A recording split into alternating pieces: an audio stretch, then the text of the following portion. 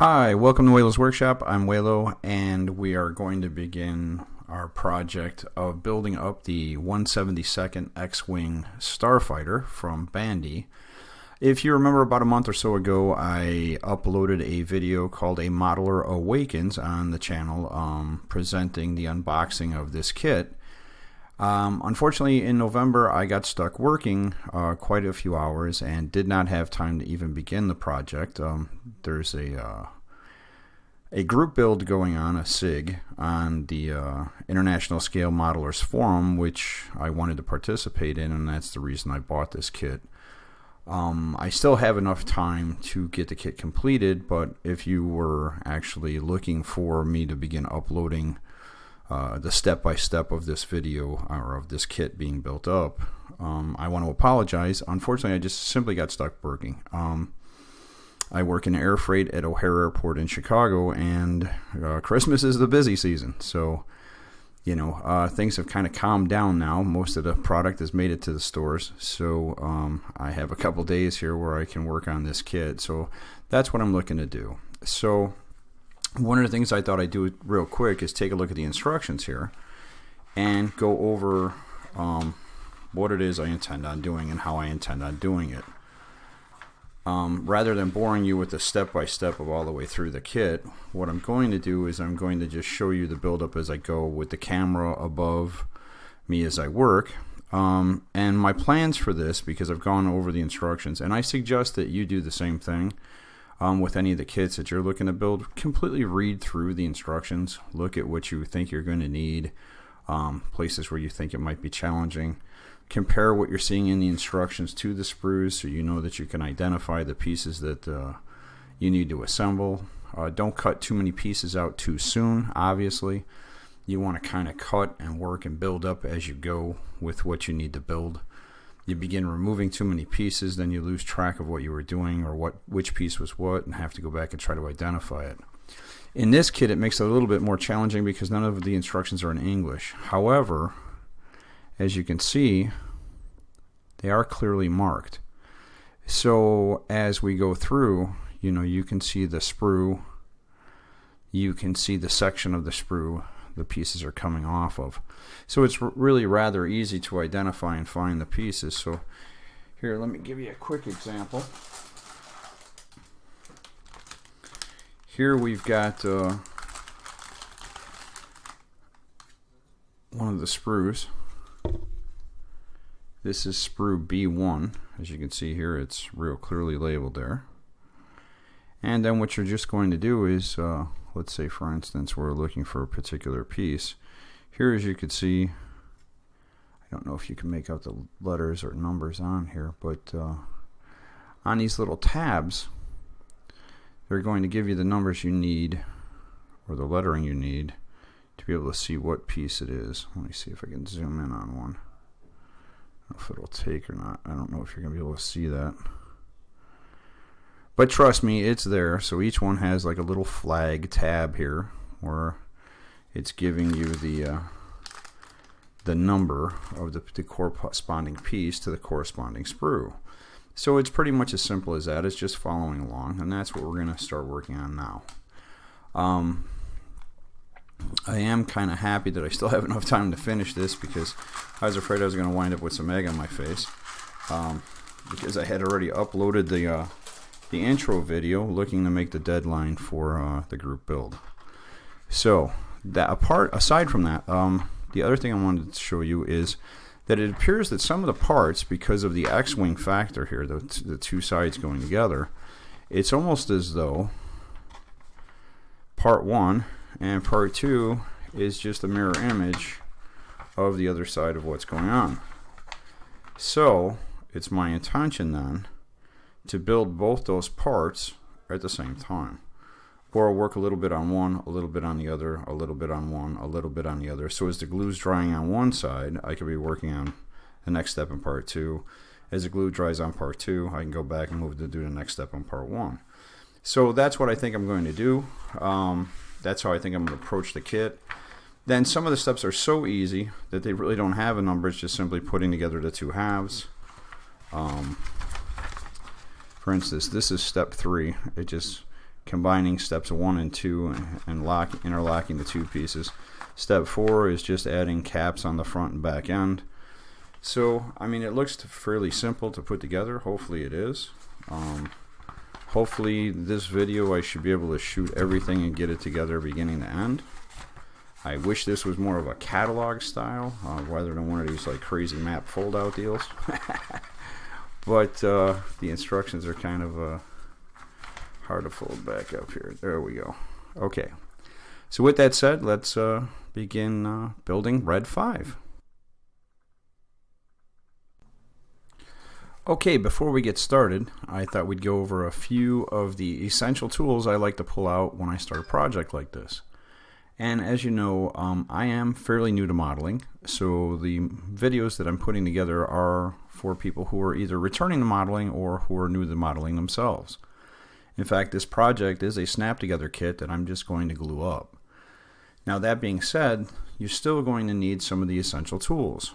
Sprue cutters, a vice drill is handy with drill bits, an X-Acto knife that's got a brand new blade, sanding sticks, glue, I prefer the Tamiya Ultra Thin, glue applicators, or what we call toothpicks, and usually something to help magnify or read the instructions and look at the finer detail of what's in the sprue.